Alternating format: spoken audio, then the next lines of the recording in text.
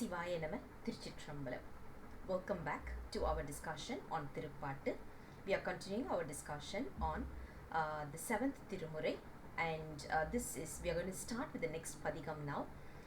Historical sequence is the 6th Padigam, and as per the pun sequence, this is the 73rd Padigam. This belongs to the place called as Thiruvaroor. We all know the significance of Thiruvaroor temple. It's one of the must-visit temples in Tamil Nadu, which is the south of India. And this is one of the largest temples that you can ever witness as well. Whenever we say temple, as in koyil, if without any kind of prefix or whatever, it usually refers to Chidambaram. But whenever we say Poongoyil, it refers to Thiruvaroor. Not only that, we don't know when this Thiruvaroor temple was built.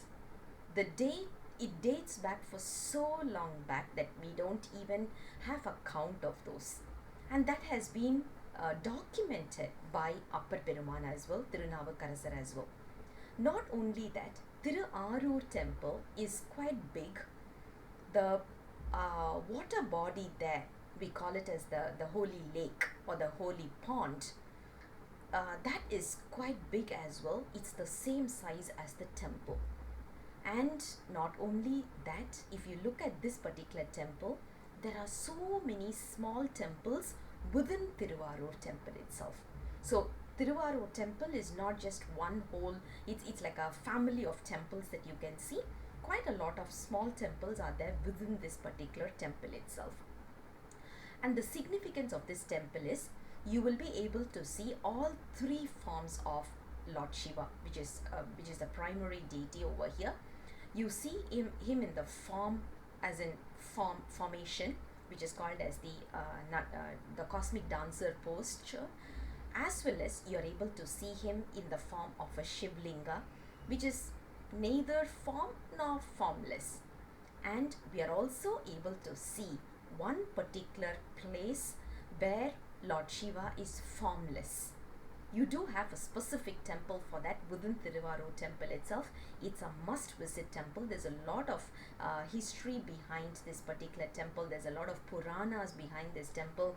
It's quite a very, very famous temple, and we should be visiting this. Now, Nambi Aaroor's Atmanadar is Thiruvaroor temple. Thiruvaroor temple is his favorite. That's the reason when you look at the history of Nambi Aaroor, he always starts his journey from Thiruvaroor and completes it in Thiruvaroor. And he usually starts all his, almost like 5-6 journeys he has taken up. All starts with Thiruvaroor, ends with Thiruvaroor. So he comes back. Wherever he goes, he'll come back to Thiruvaroor. It's like his home, back home, that kind of a feeling. So not only that, this particular temple has a lot more significance, which we will explore one by one later, because there's a lot of padigams for this particular temple itself. If you look at the count, probably the first Thirumurai has got 2 padigams, second Thirumurai has got 2 padigams also. The third Thirumurai has 1 padigam, or rather we got only those many. I'm sure Kari Palayar would have, Thiruñana Sambandar would have sung more, but due to our karmic effect, we only got 5 from his padigams. The 4th Thirumurai we got 7, 5th Thirumurai we got only 2, 6th Thirumurai we have 10, 7th Thirumurai we have 7, which is one by one we will be exploring this. 9th Thirumurai we have 1, and 11th Thirumurai we have 1 padigam for this particular temple also. So we are able to see quite a lot of padigams devoted to Thiruvaroor temple, and we will be exploring one at a time. Now, this particular padigam usually is read for one particular reason. When we want to transform ourselves into a staunch Saivite, in those cases, this particular padigam is a must read. When we start reading this on a regular basis, we will automatically get the staunch Saivite feeling where we will never err from there. So that's one of the best effect of reading this padigam. And if you are in the path of Saivism, we should be reading this padigam as well. Now let's look at the very first verse. It's a beautiful verse, yeah. Karaiyum Kadalum malaiyum kaalaiyum maalaiyum ellaam uraiyil viravi varuvaan oruvan uruthira logan varaiyin madamagal kelvan vaanavar thaanavarku ellaam araiyan iruppathum aaroor avar emmaiyum aalvaro keyleer.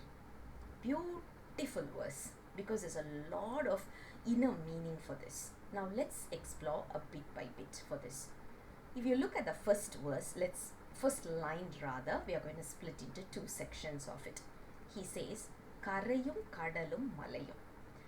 Karai means shore, Kadal means sea, and Malay means mountain. Whenever we say if we want to address an example of a height, we usually say Mount Everest or Alps mountain, because usually when we talk about height, the furthest we can think of is Everest, the height of it. When we talk about depth, we will usually talk about an ocean. So when you look at Lord Shiva, where is he? He is as high as a mountain and as deep as an ocean. Is that all? No. He is also in the intermittent state, which is the land, which is nothing but the shore. So wherever you see, you are able to see Lord Shiva, you are able to feel Lord Shiva.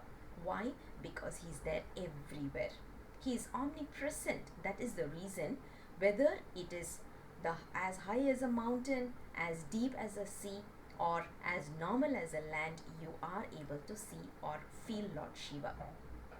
This is the space concept. And the next one is time. In this world, anything that we see, we will usually fix it under these two. It will fall under these two categories, time and space. Now the next one we are going to talk about is the time. How do we address time? Usually we say morning or in the evening. We always say dawn or the dusk. That's exactly he says. Kaalai, malai. Dawn or the dusk, whatever we are talking about, Lord Shiva is there. And if you look at it, whenever we are able to say something, he is the one who is already part of our words. Thirumurai is directly from Lord Shiva. Why do we say that? How do we say that? What is the proof for that? Thiruñana Sambandar has already resonated this. He has already documented this, saying that none of these is my words. Whenever I say something, it is Lord Shiva's words. Enadurai, Thanadurai, that's what he has said. So whatever he has recited, it's all directly from Lord Shiva. So whenever we sing Thirupathikam, where is it coming from? Obviously from Lord Shiva. So that is the reason they say, as a Nambi aaroor says, whenever we are saying something, we are singing, it is always Lord Shiva in that particular verse. Not only that, the Nada Tattva is Lord Shiva. Nada Tattva means sound waves. When we say anything and everything, Lord Shiva is there. That's something we need to understand. That's the reason we always say, be polite with words. And he is also part of the uruthira lok. We call it as the Rudra lok. He is part of the Rudra lok. If you look at it, there are 11 Rudras that we say. Mahadeva, Aran, Rudran, Shankaran, Neela Lohitan, Isanan, Vijay, Devan, as in Bhim, Pavotpavan, Kabali, Saumiyan. These are the different Rudras that we are able to see, or at least we have seen in the form of documentation, and Lord Shiva is the king of these Rudras. He is also in the form of Ardhanarishwara, and he is also in the form of Uma Maheshwara. He is the king of all the Devas and all the Asuras. You call them the king, you call them the demon, you call them the Devas, whatever it is. Lord Shiva is the king for all of them. Not only that, that particular king resides in the place called as Thiruvaroor. And now Nambi Aaroor looks at the fellow beings there, and he is asking them, can you please check with Lord Shiva if he will take me as his slave? Will he accept me as his devotee? Will he take me as his? Will I be able to surrender myself completely, and will he be able to accept me?